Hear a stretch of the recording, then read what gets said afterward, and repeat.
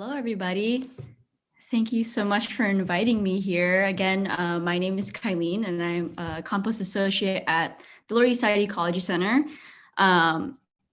Shirley pretty much summed up my job. I am very much face-to-face with participants who want to drop off their food scraps at several locations down in Lower Manhattan and at our compost yard. But at the same time, I'm there processing food scraps, doing workshops such as this one. And for anybody that's new to the Ecology Center or needs like a little refresher, yes, the Ecology Center was founded in 1987 by Christine and Clyde, who are now married. So they can solve environmental issues in their own community down in the East Village. So they started the organization by accepting recyclable materials such as paper, glass, plastic, you name it. Back in the 80s when recycling wasn't really a big thing at the time in the city. And they invited people to bring their recyclables down to the East Village garden. And it was a very big hit that in 1990, they started accepting food scraps there. So people would bring their food scraps to the yard or down at the garden, and they would process it there and kind of serve as a model for composting in New York City. And then in 1994, we started collecting food scraps in the public outside of the garden at Union Square Farmers Market. So that's our flagship location where we accept food scraps 4 times a week. So that's Monday, Wednesday, Friday, and Saturday from like 8 to 5. And then in 1998, we moved from our small garden down in the East Village to our compost yard down in the East River. And later in this presentation, I'll show you where exactly that is. But that's where we process all of our food scraps. And then now let me share my screen for you all.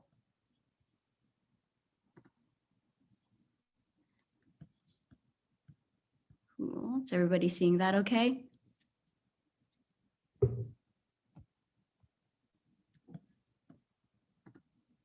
right. Before we begin this presentation, I want to personally thank you all for inviting me to represent the Ecology Center to celebrate your holiday with you. As I was talking with Peter, I found such a connection between the holiday and the Ecology Center's mission. I've quickly connected how and why the holiday is celebrated and the Ecology Center's mission itself. When it comes to our own community composting program, we believe that recycling food waste can improve the quality of our life and the ecology of our community. And with this presentation, I hope that I can introduce and encourage you all to participate in composting, not only during Tu B'Shvat, but as a regular activity in your day-to-day to improve our environment and fight climate change. So on the right, you'll see our mission that's located on our website. Just a quick overview. And then just a synopsis of what we'll be discussing tonight. First, what is compost and the benefits of composting? A quick guide to community composting in New York City, and how you can celebrate Tu B'Shvat through composting. And then lastly, how to get involved with the Ecology Center. And then I also had a poll that I wanted to launch for you all just to get to know where you are and what your experience is with composting. So I will launch that right now. Hopefully you guys can all see that.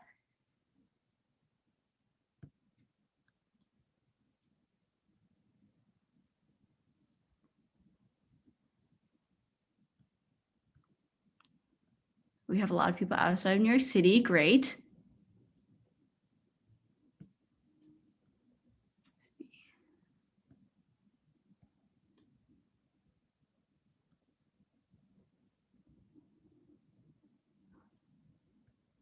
Okay, I'm going to end the poll here. A lot of people from Manhattan, great, that's where we are. But we can definitely speak to the other boroughs and outside of New York City. I think there'll be a lot of applicable information here for you as well. Let's share that.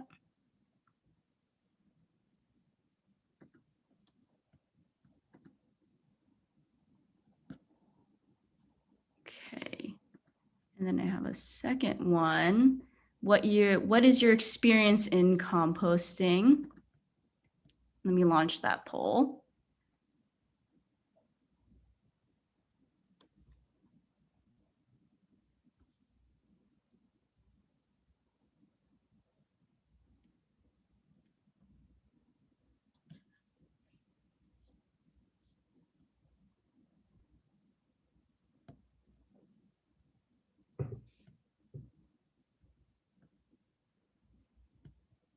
We have a lot of beginners here, which I love.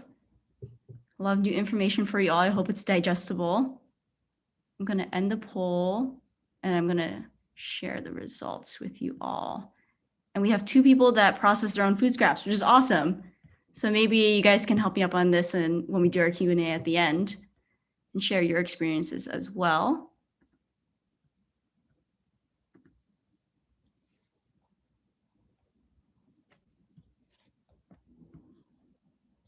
Cool. So let's get on to basically what is compost. We do have some beginners, so maybe you've heard of composting in your day-to-day, maybe you've never heard of it at all, but I'm going to kind of give you a main summary of what compost and what composting is. So this can be kind of like a summary of what compost / the act of composting. Composting is when humans manage the decomposition process that would otherwise take place in nature itself. For example, if you're looking at a forest floor in autumns when leaves fall from the trees and make a thick layer on the forest floor, that's nature composting itself. It is going to take a little bit longer because no one's managing it. So when we come into play, managing a compost pile or a system, we can control different areas of the process, and we're able to rapidly increase the time it takes for food scraps and other organic material to decompose.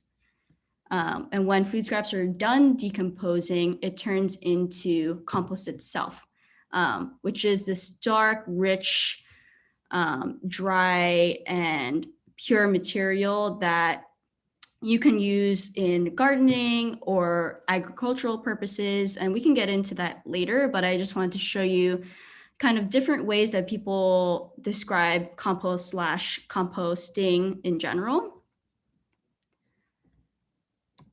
Go to that. And then why composting is important. I think this is why I want to start off with this, to kind of come to play with the holiday and why composting can be a great way into celebrating Tu B'Shvat.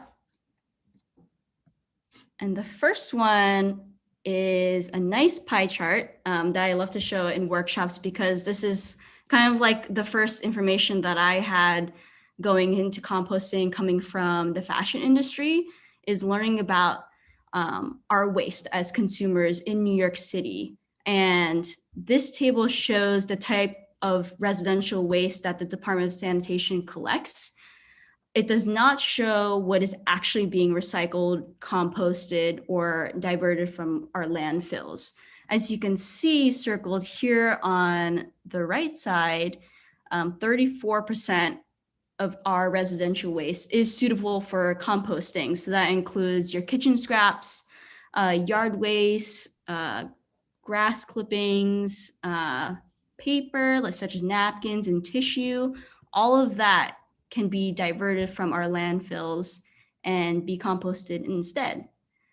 But in 2019, according to the Department of Sanitation, only 18% of residential waste, so that includes paper, glass, metal, and food scraps, were recycled. Only 18%. And you can see from this chart, at least 75% can be diverted from our landfills. And this 18% is largely due to improper recycling at home. in our residential building that can lead to contamination. For example, mixing paper and plastic constitutes contamination. So unfortunately, they can't be recycled. Another thing is use and reliance on single-use material, such as plastic film that is only used in packaging, can't be used anywhere else, and therefore can't be recycled either.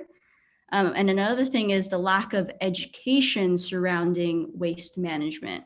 From my own personal experience working the drop-off sites, it's actually quite shocking how many people are still unfamiliar how they can separate their waste. Every day I'm teaching somebody new of like what goes where, what kind of paper can be recycled, the fact that plastic bags can't be recycled. So I think in New York City, this lack of education surrounding waste management is an issue at home. A lot of people don't really know what to do, and I think we need more education surrounding that. So 18%, going back, 18% is being recycled. And this year alone, we as New York City residents exported over 3.2 million tons of residential waste just in 2019 alone. And that's us not processing our own waste, which can become not only an environmental issue, but also an economic issue as well. For New York City, when the waste is not properly recycled and is being sent to landfills via truck, rail, or barge throughout the East River, it's taken to upstate New York, Pennsylvania, Virginia, even Ohio and North and South Carolina. We take it that far. And because of how much waste we can't process ourselves, this past year alone, we spent over $409 million to literally take our garbage somewhere else that we can't see, that we don't, because we can't see it, it's not in our minds and we don't care about it. But at the same time, we're seeing all these landfills outside of New York City that has to take our waste, and we're spending all of our, or at least a portion of our tax dollars to take our garbage somewhere else when we can recycle, we can compost instead. And then when we're dumping food into landfills, many people assume that it degrades over time, and this is where the environmental issue comes through. But that fact is, because organic material is not in the proper environment to break down, it hinders the decomposition process. And I'll get into that later and what the right conditions are, but think of landfills as kind of like a sandwich. Everything is just stacked together, compressed, and you're seeing, your food waste in between egg cartons, plastic film. It just doesn't have the right conditions to accept oxygen. So when it compresses, it goes anaerobic, which is lack of oxygen. And then it creates the methane gases, more methane gases, a potent greenhouse gas into the atmosphere, and becomes a big contributor to global warming, as we all know. So methane, we don't like. So in order to combat the methane gases that are released from our landfills due to all of the waste that we produce, we can compost instead. It'll help save more tax dollars and reduce recyclable scraps out of our landfills. Okay. And then from waste reduction, when we compost improves our soil health, and soil health is very much important to climate change. And I can get into that in just a second. And you can see on the left side is kind of an example of soil erosion, while on the right side is covered green grass protecting the soil. And I also love to show kind of this little image here talking about the importance of soil and how compost can improve the health of it.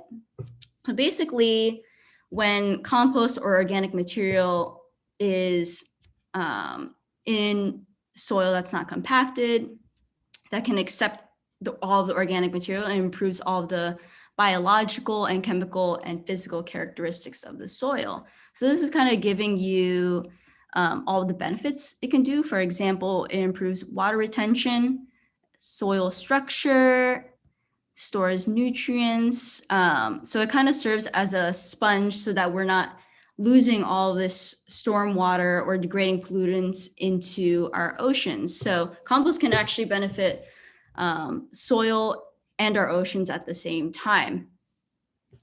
And then when we think about our Earth's atmosphere, it's literally getting warmer due to greenhouse effect created by atmospheric carbon dioxide. Carbon dioxide, or CO2, is creating a barrier around our Earth and is trapping temperatures, which is why we're seeing, our average temperature come up higher. And what we can do immediately to combat global warming is taking care of our soil. Healthy soil naturally stores carbon deep into the earth for safekeeping and making it readily available for our plants. So our plants are able to photosynthesize much more effectively and efficiently. Through the plants on our very earth to absorb, scientists say that if we take care of the health of our soil, we can decrease global warming carbon dioxide concentrations down to a safer number in 10 to 20 years. So that's the only thing we can do. We can do other things, for example, fight fossil fuels and such. But if we can do this alone, we can really decrease the temperatures of our earth. And then this is just other kind of facts that composting helps with soil. So another thing I would like to point out is when composting is used in farming or agricultural practices, traditional agriculture or farming, the use of traditional chemicals to produce higher yields is actually doing more harm than good. One, to our farmers and their financial security, their land security, and then also the health of our soils. With all the use of these chemical herbicides, pesticides, we're actually destroying the soil ecology. So we're not getting those beneficial microbes that nature would naturally have in the soil to help grow our plants. Farmers and crop growers, they're relying on these chemical additives to the soil that they think they're going to get higher yields, but they're actually doing more harm than good. So with compost and using organic material in the soil, you eliminate the need for using those chemical additives.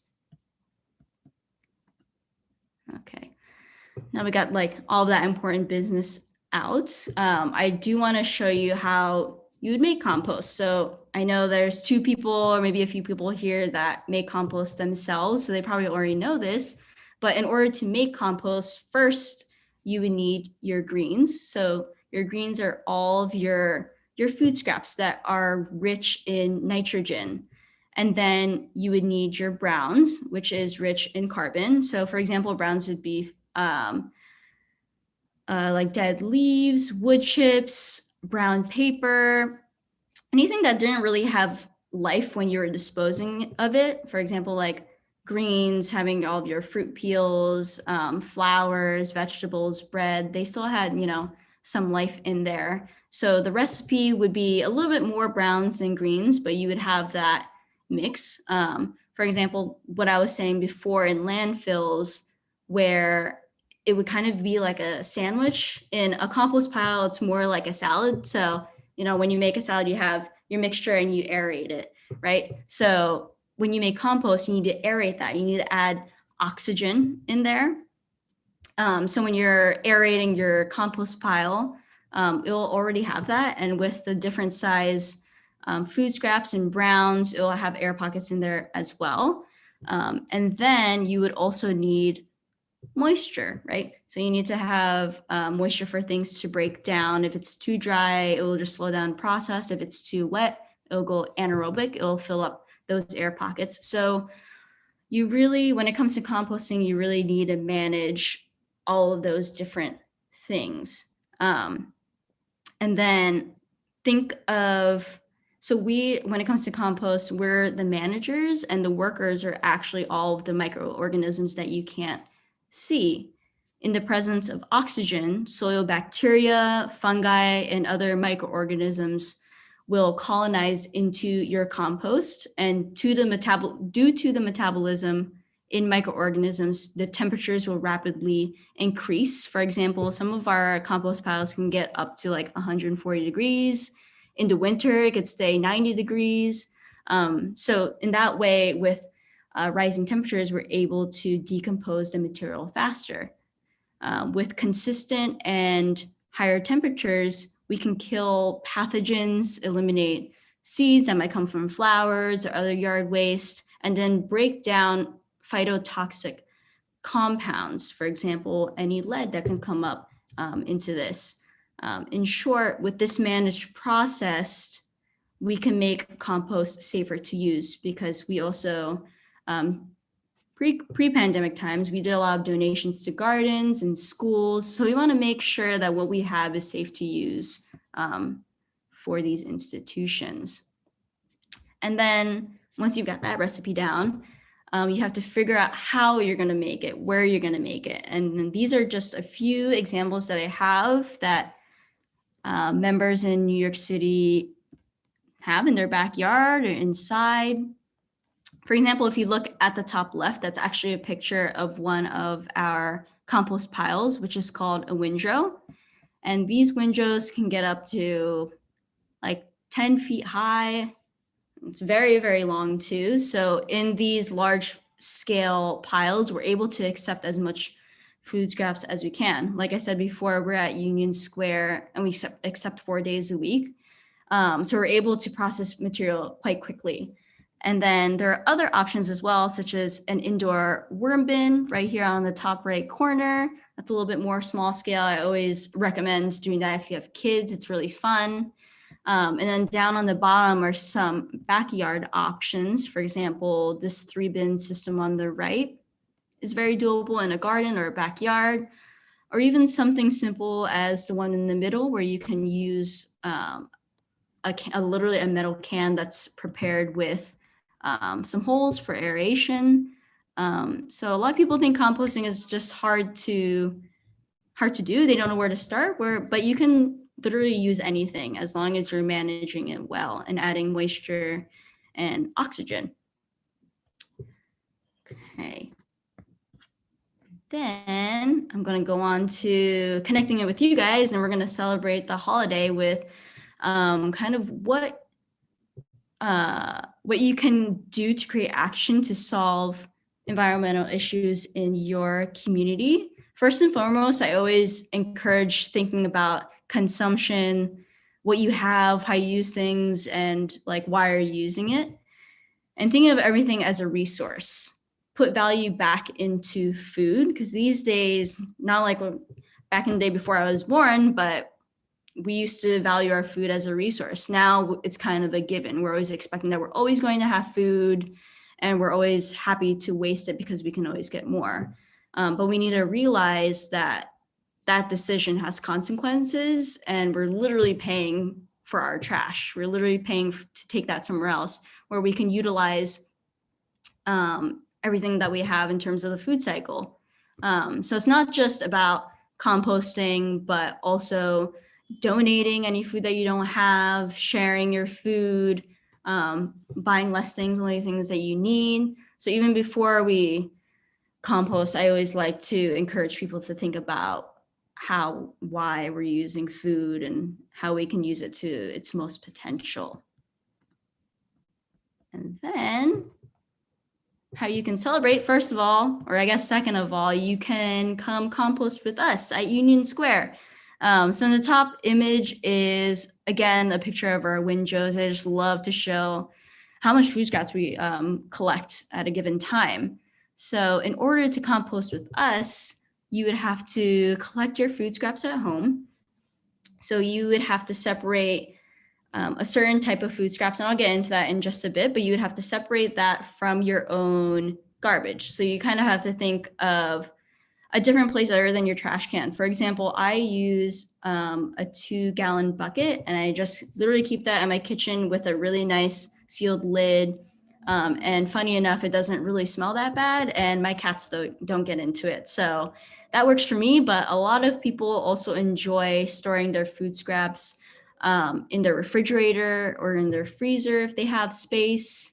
And obviously, to be a little bit more sustainable, you can just reuse plastic containers, bags, or you can have a designated bin that you can put into your refrigerator.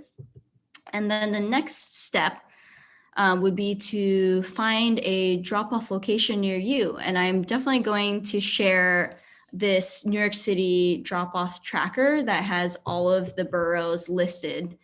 So right now there's about 91 active drop-off sites throughout New York City. Pre-pandemic, there was much, much more, but at least we have composting right now. So I will share that so you can see what's near you and then kind of research what that site takes. I think I went up by accident. Oh, there you go.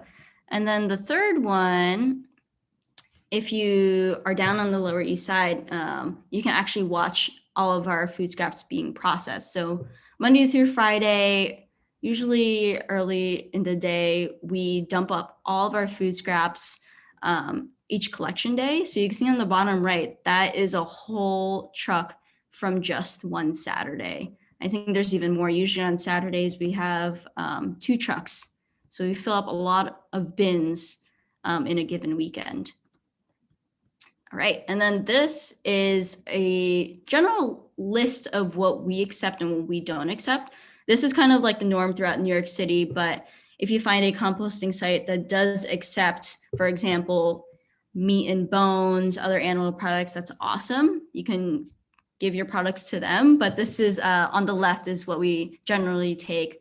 Kind of a rule of thumb that I like to tell people is we take anything a vegan can eat plus eggshells and plus food soiled paper, other brown paper, and yard clippings, dried flowers and such. So this is a list of what you can take to us and to other food scrap drop-off sites. On the right, I would like to point out that at our sites, we get a lot of confusion around compostable products. For example, you could probably find a compostable bag at Trader Joe's. They use it as their produce bag. And this is the only compostable product that we accept. These soft bags that are actually pretty easy to decompose are certified by the Bioproducts Institute. And you can find this certification on the bag. I should have really put a picture up here, but if anybody's curious, feel free to let me know and I can show you exactly what that certification is. But there are other compostable products such as tableware like forks and spoons and cups and lids that are more of that harder compostable plastics. Unfortunately, we can't take those just because they're much better for an industrial composter. For example, anywhere that's not in New York City can be industrial because they have specific technology that can shred up the hard plastics and decompose it that way. We just don't have that technology to do so. And then here, oh yeah, here's the link. The last link is the Dropoff Tracker, where you can find all of the sites in New York City. And pictured here are our sites, and you can find that on our website as well. On the right, that is where our compost yard is, right next to Corlear's Hook. What is that? The pier. And then right below the Williamsburg Bridge. It's kind of hard, or I guess it's not too hard to get to, but it is quite a walk from most of the trains. So if anybody's interested, I can also send these links to them as well. So other than just dropping off at our food scraps, another way you can celebrate Tu B'Shvat is actually using compost. I know Tu B'Shvat is a celebration of trees, and street trees in New York City are very, very important and often neglected. One, because nobody owns the street trees in New York City. Parks doesn't own the trees, they don't take care of it. The Parks Department only takes care of any green spaces in the parks itself. When it comes to street trees, it's either owned by a building, but that's very much not likely. If you look at the link on the bottom, it's actually a tree map where you can see maybe somebody who owns the trees or already takes care of it, or any new upgrades that have been done by a specific tree near you. But trees act as a very important shelter, not only to any wildlife such as birds or squirrels, but shelter to us as well. In the summer, it gets really hot, and all of our pavements and sidewalks just suck up all of that heat and the warm temperatures. And that term is called a heat island. So New York City is a heat island where there's such a lack of green spaces that we literally have our own climate in New York City. It's just much hotter than what's happening, elsewhere. But it's very similar to, other cities in the States. But we are literally, because of all of our pavements and buildings, we're collecting all of that heat. And because of that, sometimes it can get really unbearable in New York City.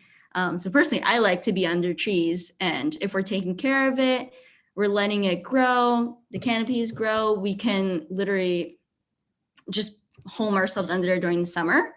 And another thing that it does is that it also, like I said before, sequesters carbon out of the atmosphere. So this is a great way for us to give back, because they're doing that duty, is by taking care of the street trees. So this is kind of a little guide of how to use finished compost, and you can most certainly get your finished compost from us or another commercial vendor, or even at your community garden. And another fun thing that we just started doing at the Ecology Center is street tree care events. So we just had 2 this past month.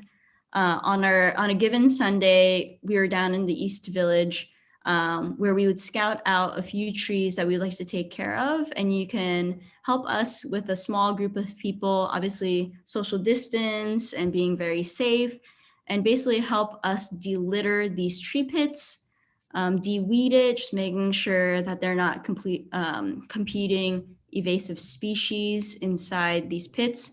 And then we just put compost on top, and we're able to heighten the soil biology, retain the water from the rain inside these tree pits, and just kind of like giving back to our trees that are giving us so much in our day-to-day activities. And then lastly, another way to celebrate would be supporting us at the Ecology Center by volunteering with us. We always love volunteering at our compost yards, doing street tree care, stewardship events, and then you can even volunteer at our drop-off sites, like at Union Square. Another way is sharing our work and what we've done in the past, and kind of improving our status, I guess, in social media. Another thing I would like to share is this past year in 2020, we've been facing an issue with the Parks Department where we're at risk of getting evicted from our compost yard. So in 2020, 3 composting sites were at risk of getting evicted because of our lease ending. And unfortunately, we haven't been able to get our leases renewed because at the moment, the commissioner of the Parks Department, Mitch Silvers, unfortunately does not believe that composting is adequate use of parks land. So unfortunately, we've been kind of left to defend ourselves in trying to get the voice of the people that use our site and vouching for us to stay at the park so we can continue composting. And you can definitely read up on what's happening with all these compost sites on our own website, but then there's also a very small coalition called Save Our Compost NYC. And on there, it's like a social media Instagram page, but on there it shares exactly what's going on with composting in New York City and how you can basically support all of us and obviously create action in solving environmental issues. And that's basically it. That's my presentation. I hope that this was informative for you all. And once again, thank you so much for inviting me here.